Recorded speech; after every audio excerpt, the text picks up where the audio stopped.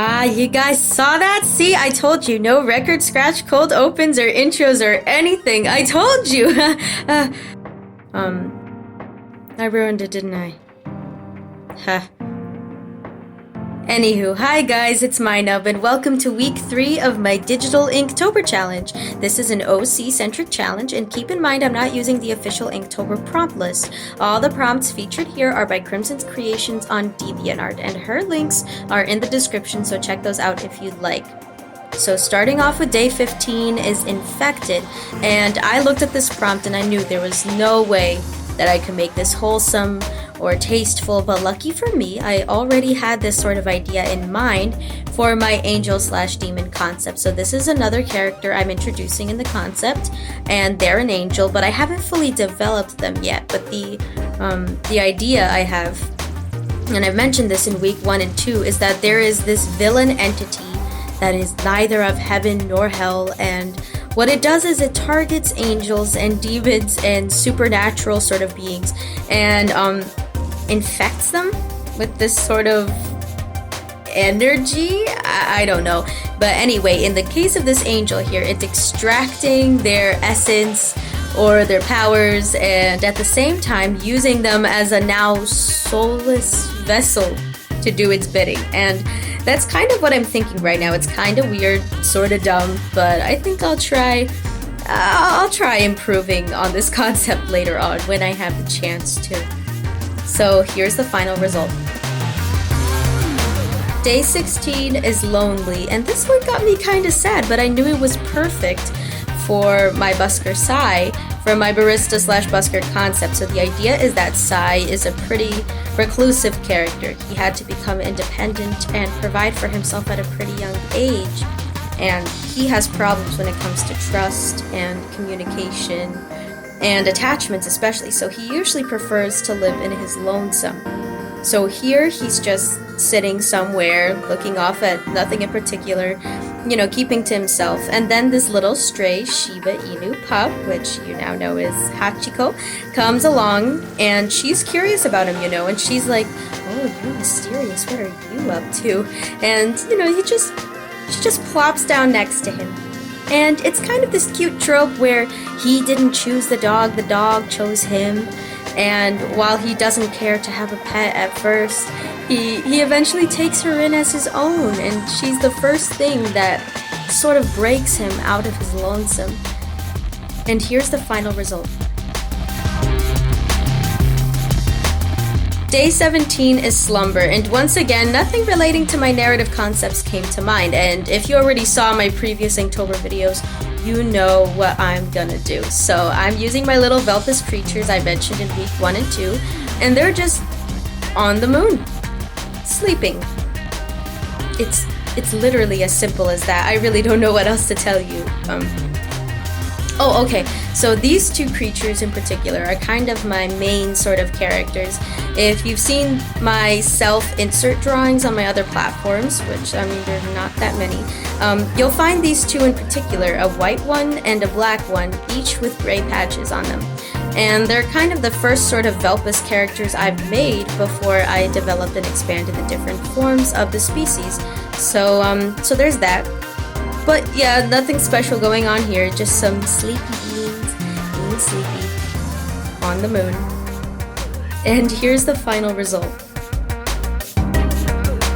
Day 18 is horns, and I know that you saw this coming, just at the utterance of the word horns. So if you've seen the previous Inktober videos, then you and I both knew this prompt would go to my angel/demon concept. So knowing that choosing this concept for horns was already pretty obvious and expected, I decided the best way I can take on this prompt creatively was to draw the opposite of what is expected. So instead of drawing Desdemona or another demon with their horns, I figured it would be funny if Aniela and Desdemona were all dressed up for Halloween or something.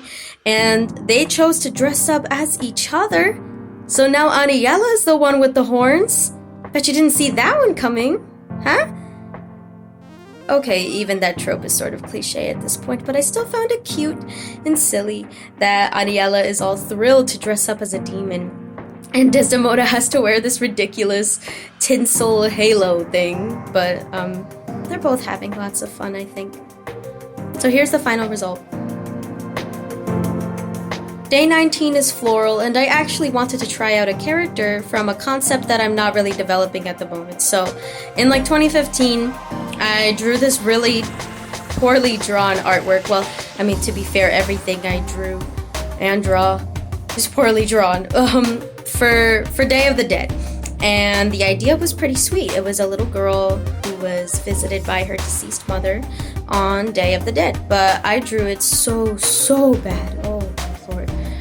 And a few years later, when my art style developed just a tad, I decided to redesign and redraw all of my original characters, which included this little girl and her mother.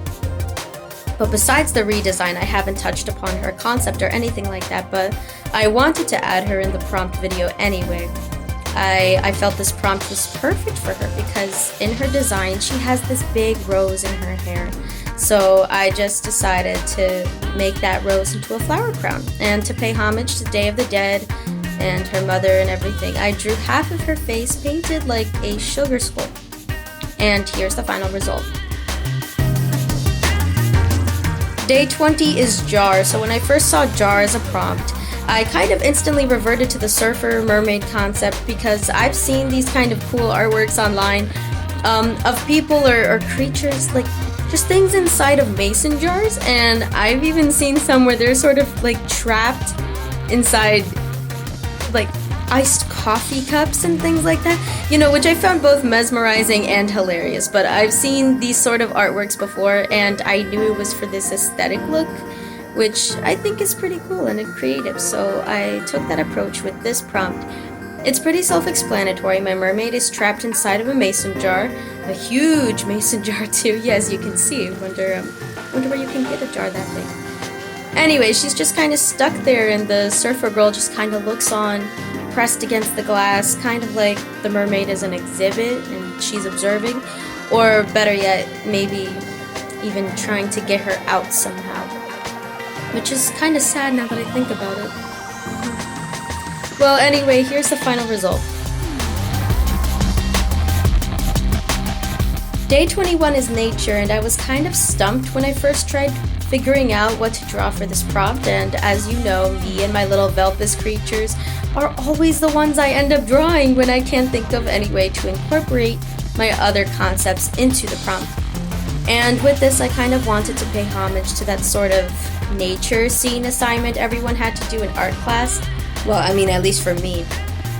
So I'm pretty sure almost everyone who's taken an art class in high school or even middle school, I think, has had to draw the whole Bob Ross nature landscape with the hills and the road and the happy little trees, which was all meant to practice on foreshortening or whatever, but that's kind of the idea of how I drew this prompt.